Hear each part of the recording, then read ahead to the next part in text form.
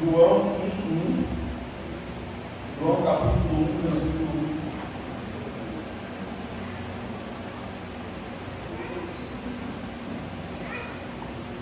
João 1, versículo 1. Antes da gente ler a palavra, vamos fazer só uma breve oração. Pai amado, Senhor Jesus, querido amigo Espírito Santo, obrigado, Deus, por essa oportunidade, Senhor, de estar trazendo uma palavra aqui. Te peço nesta noite, fala os nossos corações, Deus. Não aquilo que nós queremos ouvir ou que gostaríamos de receber nesta noite, mas sim tão somente a tua palavra, Deus. Eis-me aqui, Jesus. Envolve o pecador, Pai, a disponibilidade do Senhor para falar com a comigo, em nome do Senhor Jesus. Amém. João 1 diz assim: no princípio era o Verbo estava com Deus, e o Verbo era Deus. Este veio como testemunha para testificar a respeito da luz, para que todos viessem a crer por meio dele. De quem João está falando aqui? Do próprio Jesus. Essa palavra verbo tem um significado no grego, que é a palavra logos. E a palavra logos tem um pleno significado justamente da palavra. E Jesus é esse, que estava lá como um agente da criação, onde Deus, no princípio, em Gênesis 1, ele diz: haja luz. E através de Jesus, todas as coisas são criadas. E é tanto que na palavra diz que tudo é por ele, para ele, por meio de Deus. Nós precisamos entender que um caminho foi aberto graças ao Senhor Jesus Cristo. E por isso o tema desta noite foi escolhido, esse tema, somos indesculpáveis, e um dos motivos é esse, que Jesus Cristo é tudo o que nós podemos ter de melhor nessa vida. E Ele mostrou um caminho ao qual está muito escancarado em meio à sua palavra para cada um de nós vivermos. Coisas essas que são fáceis? Não. Mas Ele garantiu que estaria conosco o tempo inteiro. Então precisamos ter essa convicção, precisamos ter essa fé, precisamos ter realmente a certeza de que estamos no caminho correto. E ter essa certeza é necessário que a gente olhe através da luz das Escrituras o que Jesus ele pede para que cada um de nós venhamos fazer nessa caminhada. A gente sabe que Jesus tem um nome e um poder acima de todas as coisas. Isso foi dado a Ele a partir da sua morte e ressurreição na cruz. Deus o exaltou sobremaneira para que tivesse todo o poder acima de demônios, principados e potestades. Mas a gente tem que entender que ao ler isso tudo, que Jesus fez diversas curas, Ele expulsou demônios, Ele ensinou aos seus discípulos, Ele fez coisas extraordinárias. Ele amou ao próximo como nenhum outro. Ele fez coisas que a gente, quando a gente olha para a palavra, a gente olha e fica assim, espantado pelo que Jesus fez. Mas Ele disse que nós poderíamos seguir esses passos que Ele fez. Nós precisamos estar realmente desejosos de que isso aconteça, porque Ele vai nos mostrar aqui através da sua palavra. A primeira coisa que Jesus vem falando lá em Mateus 4,16.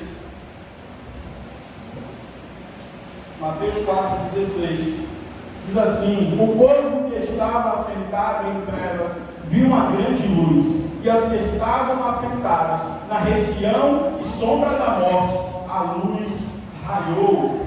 Pode ser que 17. Desde então, começou Jesus a pregar e a dizer: arrependei-vos, porque é chegado o reino dos céus. Ou seja, a porta de entrada é crer em Jesus. Se você está aqui essa noite, você que ainda não caminha com Jesus, ao ouvir uma palavra e isso toca o seu coração, você passa a criar uma fé ali em sua vida, acerca de Cristo e da sua palavra. O primeiro passo ao qual nós temos que ter é um arrependimento. Um arrependimento que é a vida inteira. Nós precisamos nos arrepender. Mas a esses primeiros contatos com Jesus, precisamos ao máximo buscar um arrependimento genuíno. Um arrependimento onde o pecado é algo que tenta nos dominar de uma forma muito profunda E eu digo isso porque o próprio Deus, em Gênesis 8:21, ele disse que o ser humano é mau desde a sua meninice, ou seja, desde criança.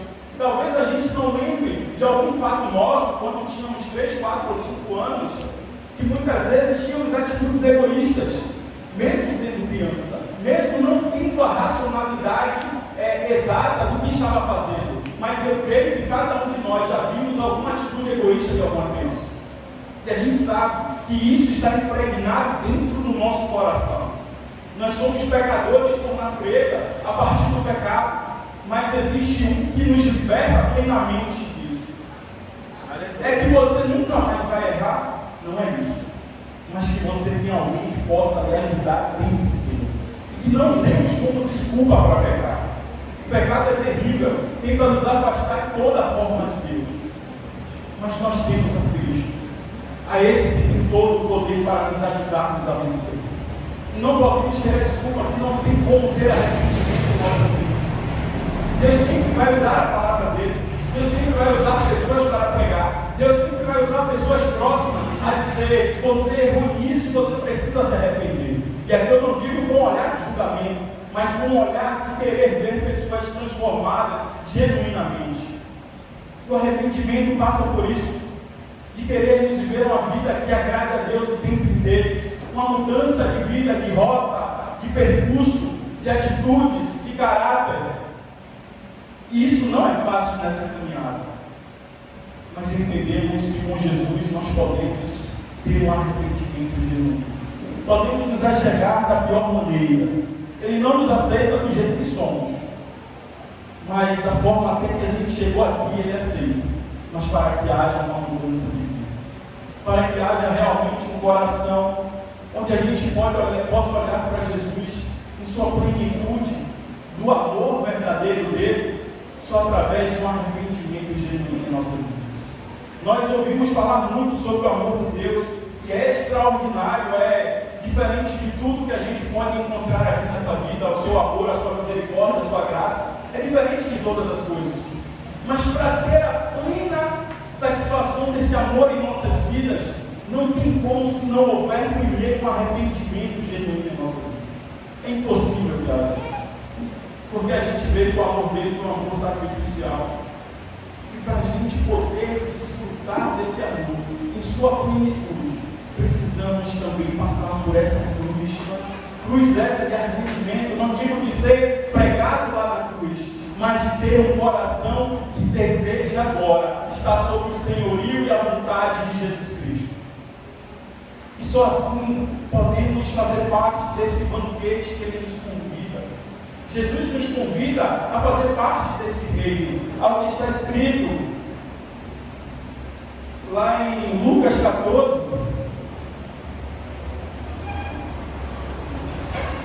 a partir do verso 15, Lucas 14, 15. E ouvindo isso, um dos que estavam com ele à mesa disse-lhe: bem-aventurado que comer pão no reino de Deus. Pode passar. Porém ele lhe disse: um certo homem fez uma grande ceia e convidou a muitos. E a hora da ceia mandou seu servo dizer aos convidados: vinde, que já tudo está preparado. E todos a uma começaram a escusar-se. Disse-lhe o primeiro: comprei um campo e preciso de vê-lo. Rogo-te que me hajas pois escusado. Puder botar no meio. Outro disse: acabei de comprar 5 juntas de bois e vou experimentá-las. Por favor, desculpe-me. Ainda outro disse: acabo de me casar, por isso não posso ir. O servo voltou e relatou isso ao seu senhor. Então o dono da casa ficou irado e ordenou ao seu servo: vá rapidamente pelas praças e pelos becos da cidade e traga os corpos, os aleijados, os cegos e os mancos. Pode continuar. O servo disse: o que o Senhor ordenou foi feito e ainda há lugar. Então o Senhor disse ao servo: vá pelas ruas e pelos caminhos e insistam que entre, para que a minha casa fique cheia. 24. Eu digo a vocês que nenhum daqueles que foram convidados provará do meu banquete. Aqui Jesus, sendo muito claro, ele pede para que seus servos fossem pelas ruas convidando as pessoas. Fala aí de pessoas que queriam se casar, pessoas que estavam cuidando do trabalho, de várias coisas. Mas Jesus coloca algo aí muito forte, principalmente no verso 4, no verso 18, diz assim: mas eles começaram por a apresentar desculpas, ou seja, o Senhor ele não quer ouvir desculpas nossas. O Senhor entende com certeza que temos obrigações neste mundo, mas nada pode se opor àquilo que é a vontade do seu reino, aquilo que é a sua própria vontade. A gente sempre fala aqui, parece até que é algo bem curioso a respeito do trabalho, como se o trabalho até fosse algo ruim. Com certeza não é, o próprio Deus criou, mas a gente precisa tomar um cuidado quando a gente prioriza certas coisas em nossa vida que podem nos afastar da presença de Deus. Aquilo que é mais importante do que Deus na nossa vida é um ídolo, e a gente pode ficar fora desse banquete. Isso é um alerta do próprio Cristo para as nossas vidas, não é simplesmente João que está aqui falando, mas é o que ele diz, que aqueles todos foram convidados, mas estávamos muitos ocupados, estávamos cheios de coisas a fazer. E aqueles que estavam morando na rua tiveram lugar no meio de Deus. Por quê? Porque essas pessoas, elas não têm em que se assegurar. E nós estamos cheios de segurança. Se às vezes nossa conta não tiver um dinheiro sobrando, a gente não está feliz, a gente não está sorridente. Se as coisas ali ou acolá não estão da melhor forma, não estamos seguros. A nossa segurança está nas coisas deste mundo. A nossa segurança hoje está se baseando naquilo que é deste mundo. E Deus não nos chama para isso, Deus nos chama para confiar plenamente nele, para termos uma confiança plena e absoluta, que a presença dele, como Salomão trouxe aqui, nada vai nos faltar, nada nos falta quando temos Deus. Precisamos entender isso, que a nossa segurança precisa estar fixa no Senhor. Tudo isso aqui é bom, casamento, trabalho, ter bens, tudo isso é ótimo, mas o problema é quando isso se torna sua segurança, se torna mais importante. E o Senhor ele não aceita desculpa quanto a isso. Não sou eu que estou falando. É a Bíblia. É a palavra de Deus. E nós precisamos entender que para se aceitar nesse banquete é algo que precisamos querer colocar a vontade do Senhor acima de todas as coisas. Olha o que diz aí em Mateus 10,14. Diz assim, Mateus 10,14. Se alguém não quiser recebê-los nem ouvir as palavras de vocês ao saírem daquela casa ou daquela cidade, sacudam pó dos pés. Em verdade lhes digo que haverá menos rigor para Sodoma e Gomorra no dia do juízo do que para aquela cidade. O que é que isso aí significa? Que a lei do juízo vem na hora, mas a graça ela vai acumulando. A graça acumula. E aqui fala que quem recebeu a palavra de Deus, ou mesmo quem não receba a sua palavra, o juízo será maior. E o que estamos fazendo com o que recebemos da palavra de Deus? O que estamos fazendo? Aqui fala diretamente sobre pessoas que não queriam nem receber, mas nós estamos recebendo. Sodoma e Gomorra não teve pregação para isso. Precisamos entender que a graça é acumulativa.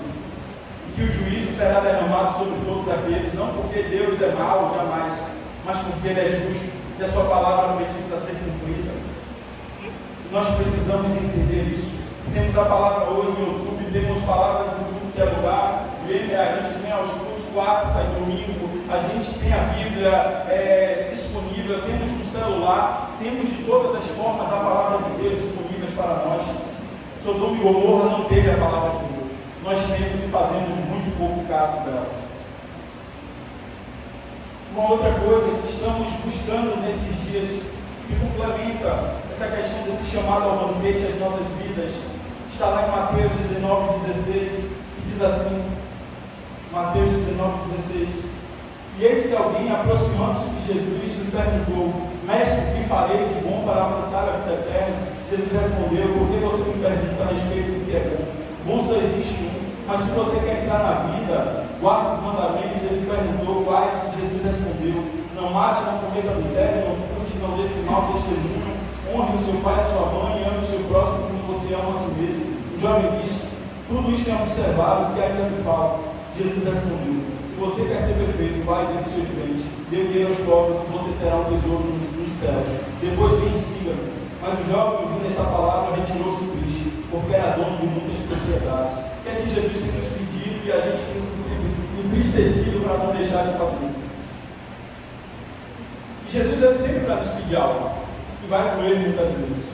Nós precisamos estar dispostos, senão a gente não vai conseguir viver a plenitude da presença de Deus, do que Ele quer para as nossas vidas. Sempre há algo muito mais específico. Ele vai muitas coisas nessa caminhada. Inclusive ele fala, e esse homem ele vinha cumprindo muitas coisas, mas tinha algo no coração dele que era maior do que seguir a Jesus. Como estão os nossos corações? Tem algo que é maior? Eu digo que o dinheiro é uma coisa boa, e tem muitas coisas que vai nos afastar de Deus que não é pecado. São coisas boas que vai nos afastar de Deus. São distrações que acabam se tornando ídolo, e aí é o pecado. Mas se a gente não tomar cuidado com coisas que a gente diz assim: eu não vivo sem isso, eu não vivo sem aquilo, ou eu dou mais tempo para qualquer outra coisa do que para a presença de Deus. Não estou dizendo que a gente deve deixar o trabalho ou qualquer coisa de lado, não somos hipócritas, todos nós precisamos de Deus. Mas se muitas vezes nós deixamos de fazer algo para Deus, porque quando é um trabalho extra, algo do tipo que eu vou ganhar 1 milhão, nem que seja, por um trabalho extra que qualquer um de nós queria.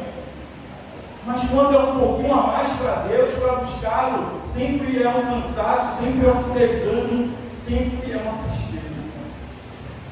E alguém pode falar: não, mas você trabalha para você mesmo. Mas tem gente aqui que trabalha, acorda 4, 5 horas da manhã, está fazendo muita coisa para Deus. Nós precisamos entender. Talvez não invoque o mesmo tempo que eu tenha para fazer as coisas de Deus, mas cada um de nós sabemos em nosso coração quando a gente precisa dar um pouco mais para o Senhor. E isso aqui é uma palavra que Deus me deu há 7 dias atrás, mais ou menos, e eu falei: Senhor, eu vou falar isso. Eu não tenho medo de falar nada, mas isso eu fiquei um pouco preocupado, que é algo que eu vim batendo muito sobre isso. E é um alerta para todos nós acerca de qualquer coisa nessa vida. Digo porque logo quando cheguei na igreja, cerca de 2 anos, eu rodava a Uber geralmente, e geralmente ia bem cedo, eu rodava até o horário do culto, e depois do culto eu ainda rodava novamente. Isso nunca foi um problema para mim. E algo que eu sempre pedi ao Senhor: Senhor, dá-me um trabalho, que eu possa ter o maior tempo possível para o Senhor. E graças a Deus Ele me concedeu isso. Mas eu pude ao máximo ser fiel a Ele nessa vida, que eu pedi a Ele. E vejo que quando a gente quer se disponibilizar ao reino de Deus, Deus sempre vai dar tempo para a gente. Não tem para onde correr, Deus sempre vai dar tempo para a gente. Uma era pregou aqui no domingo acerca do faraó dos dias de hoje, que é impor mais trabalho, impor mais cansaço. Mas nós temos Deus. E quando o nosso coração anseia a fazer mais pelo reino dele, Ele sempre vai nos dar tempo.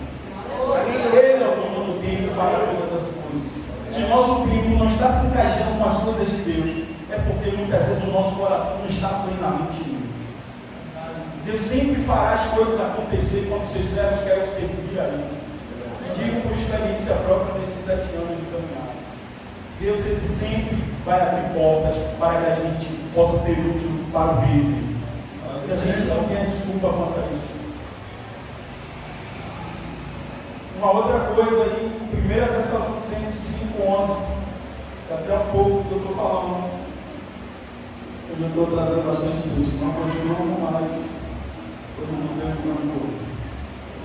1 Tessalonicenses 5,11 diz assim: por isso, exortem-se e edifiquem-se uns aos outros, como de fato vocês estão fazendo. Agora lhe pedimos, irmãos, que tenham consideração para que se esforçam no trabalho de vocês. Lideram o Senhor e os aconselham. Tenham na mais alta estima com amor por causa do trabalho deles. Vivam em paz uns com os outros. Exortamos vocês, irmãos, a que advirtam os ociosos. Prestem atenção nessa palavra ociosos do reino de Deus. Pessoas que não querem se comprometer com a obra, que acham que estudar o reino de Deus. Confortem os desanimados, auxiliem os fracos, sejam pacientes para com todos. Ou seja, o que Paulo aqui relata para nós é que queremos muitas vezes ter uma vida de consumistas na fé.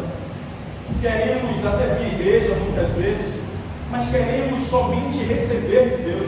Queremos só aquilo que é do nosso prazer ou da nossa vontade, mas não queremos ser úteis para o reino de Deus.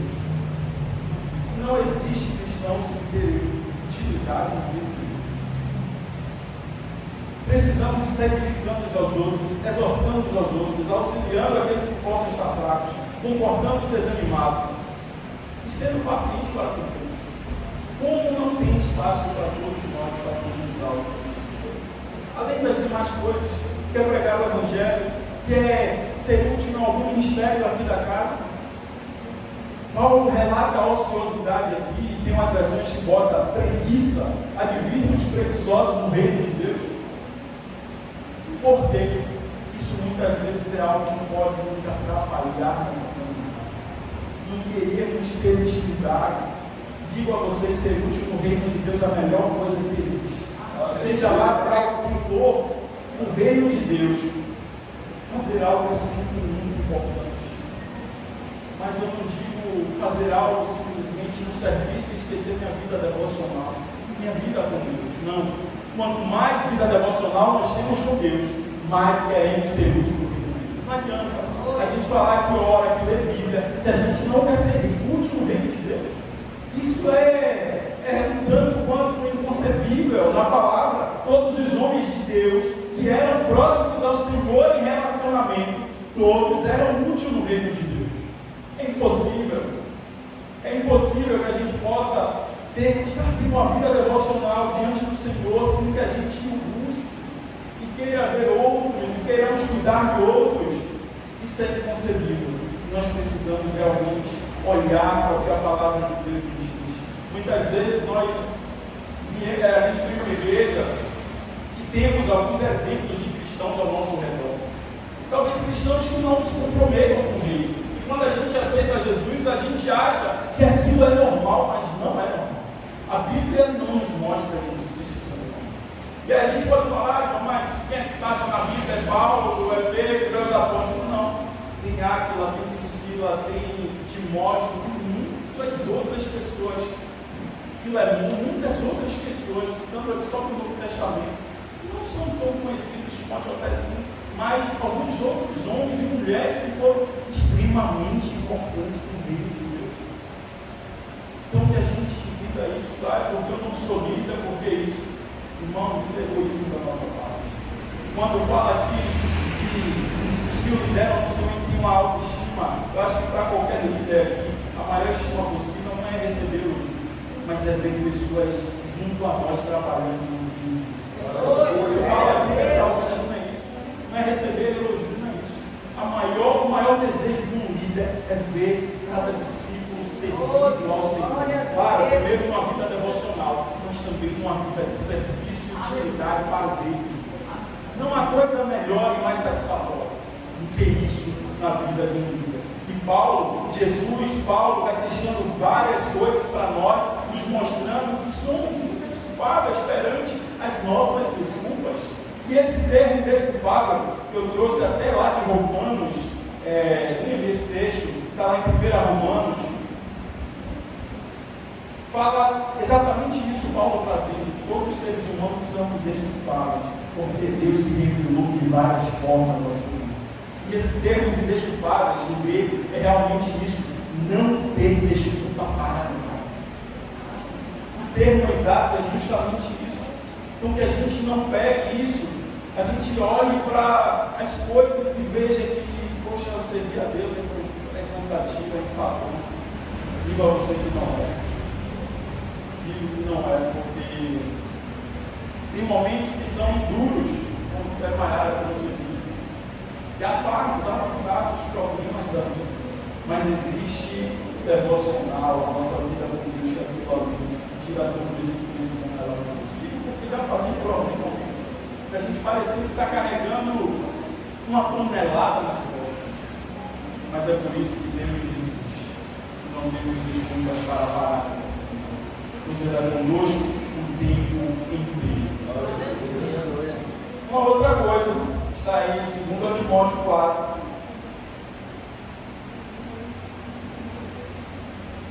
2 Timóteo 4, 2.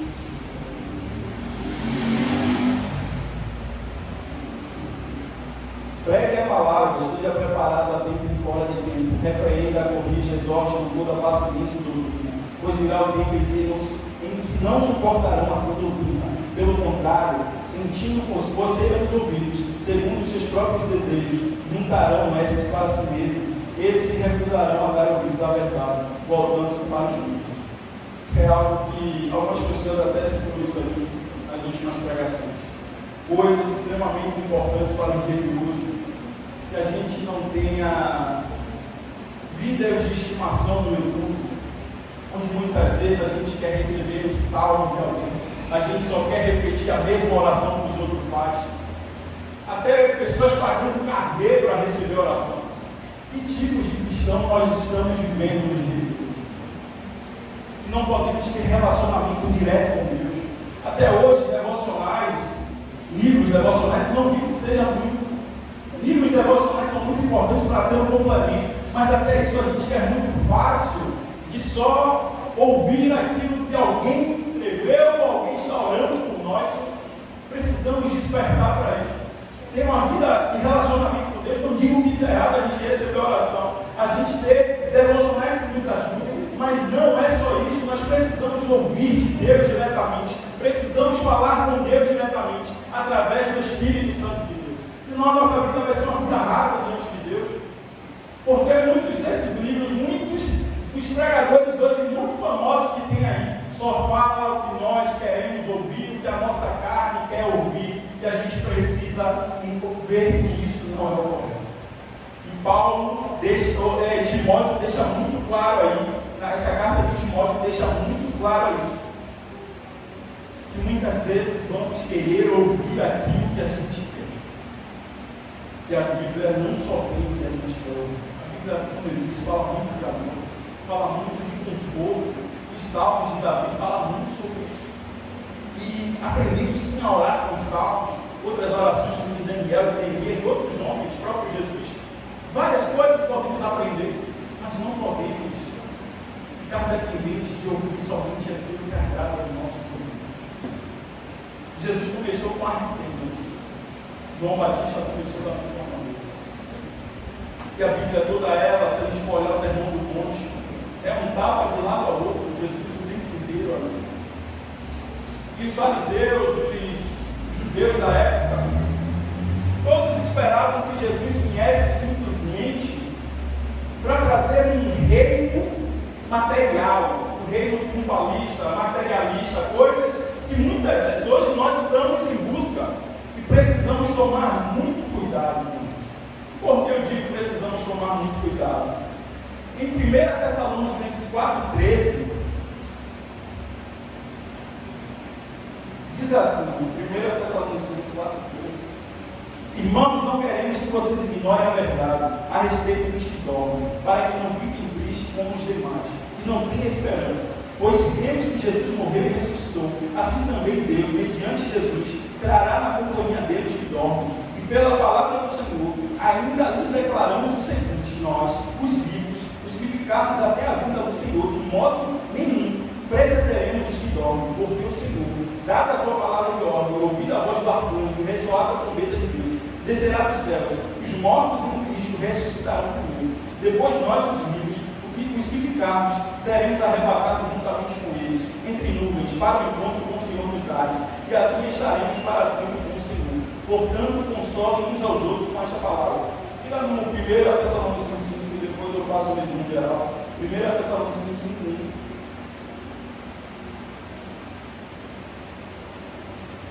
Diz assim: Irmãos, quanto aos tempos e épocas, não precisamos escrever-lhes, pois vocês mesmos sabem perfeitamente que o dia do Senhor virá como um ladrão à noite. Quando disserem paz e segurança, então de repente a destruição virá sobre eles, como dores à mulher grávida, e de modo nenhum escaparão. Observe essa palavra de paz e segurança. Não é o que mais os seres humanos hoje estão procurando, paz e segurança. E vai vir alguém que vai cometer isso tudo. E se não tivermos firmes na fé, seremos enganados? Porque aqui fala do anticristo. Quando houver paz e segurança, coisas que estamos buscando, tanto muitas vezes nas pregações, só isso, a Bíblia fala que Deus é a nossa segurança, Jesus é a nossa paz. Mas ele fala que só haverá paz sem nenhum tipo de tribulação, ou ele fala que haveria dificuldade nessa nossa vida? Nós estamos buscando isso no Evangelho, viver uma vida onde só há paz. E só vai haver esse momento de paz e segurança quando o anticristo estiver. Que a gente tome um cuidado muito grande, para que a gente não esteja vivendo o contrário da palavra de Deus. Porque podemos estar tão acomodados em querer isso, que o anticristo vai vir. Cristo vai arrebatar a sua igreja. E vamos preferir ficar com a paz e segurança ou com a paz e segurança eterna. Nós precisamos tomar muito cuidado. A vida do cristão vai ser luta. E em Efésios 6, Paulo deixa muito claro: as nossas armaduras armaduras de guerra.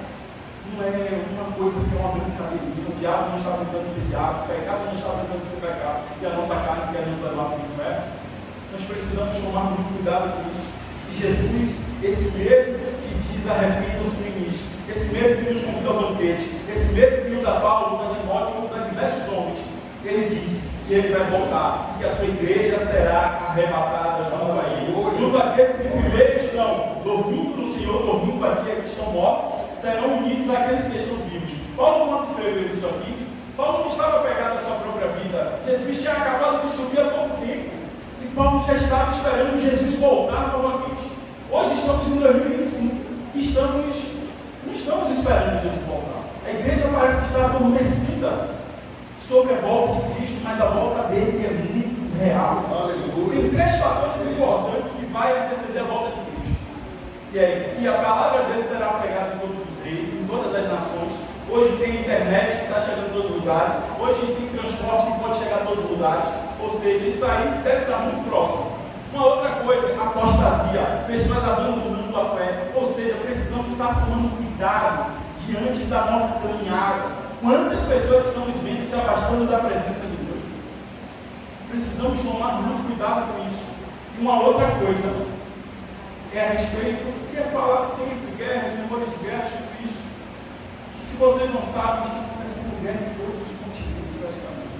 A Ruanda acabou de invadir o Congo na África, na Ásia está tendo guerra, na Europa está tendo guerra entre Ucrânia e Rússia, e aqui na América do Sul está com pouco. Todos os lugares, todos os continentes estão em guerra.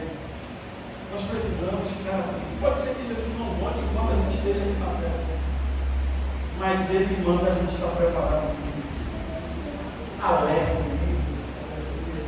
Nós precisamos estar preparados para o que. Olha o que o 1 Tessalonicenses 5,4 ainda nesse texto diz. Mas vocês, irmãos, não estão nas trevas, para que esse dia surpreenda como um ladrão. Vocês todos são filhos da luz, filhos do dia. Não somos da noite nem das trevas. Portanto, os que dormem de noite. Os que se embriagam, embriagam-se de noite. Nós, porém, somos do dia, sejamos sóbrios, vestindo a couraça da fé e do amor e o capacete da esperança da salvação. Porque Deus não nos destinou para a ira, mas para recebermos a salvação por meio de nosso Senhor Jesus Cristo. Ele morreu por nós, para que, quer estejamos acordados ou quer dormindo, vivamos unidos a Ele. Por isso, exortem-se e edifiquem-se uns aos outros, como de fato vocês estão fazendo. Ao contrário de ouvir palavras de conforto, é ouvir palavras de edificação, que também tem seu conforto, mas de exortação também. Precisamos estar atentos a isso. E o que tem acontecido muito hoje também é que queremos ser cristãos sozinhos, em casa, achando que isso é suficiente. Quem vai subir, eu não sei que cada um morra antes, individualmente, mas a igreja conjunto. Não dá para você ser cristão sozinho. E hoje o que eu vejo muitas pessoas dando a desculpa é que eu posso buscar em casa sozinho, que na igreja tem muita gente que está falando. Então a frase diz aí, por aí, que há espaço para nós de volta para nós. Nós somos falhos, somos indignos, mas Deus consegue reunir todos nós. Aleluia. E levará cada um de nós para o céu. Se assim vivermos em arrependimento diário, O arrependimento é um processo contínuo sim, na nossa vida. E autonegação, de não viver as nossas vontades, que muitas vezes queremos viver, de falharmos muitas vezes, como todos nós aqui falhamos, inclusive eu, mas é um arrependimento diário, de não ficar feliz quando erra, mas de realmente querer levantar-se e entendendo que é uma vida perfeita esta vida. Essa vida aqui há muitas coisas boas, muitas coisas extraordinárias, tanto na nossa vida quanto vivemos uma vida devocional, mas também como igreja, deixa muita coisa pessoal. E ali no alerta, o Espírito Santo desce no dia do Pentecostes e a igreja está lá dentro. Tem coisas em nossa vida que vai ser melhorada individualmente, mas tem outras que é quando nós estamos reunidos. Então não tem como abrir mão disso. Precisamos deixar as nossas desculpas de lado, porque somos indesculpáveis. O caminho está ali, o plano já está traçado. Jesus, Ele é o Senhor para todos. E é Ele que garante a nossa vitória. Em Apocalipse já está selado. Então que a gente não viva em meio às disputas, mas entendendo que estaremos unidos. Sejamos vivos com os mortos, se Jesus assim voltar, enquanto estivermos, ou estejamos mortos ou estejam vivos, mas que deixemos um legado para aqueles que virão. Um legado de entender que o inferno ainda é quente, que arrependimento é necessário, que a Bíblia é a palavra de Deus, que Jesus é nosso único Salvador, e verdadeiramente Jesus voltará. Tão certo como nós estamos vendo uns aos outros. Jesus voltará. Que a gente não durma, mas que a gente esteja plenamente convictos da nossa fé. Não somente como Paulo diz aqui, a respeito de que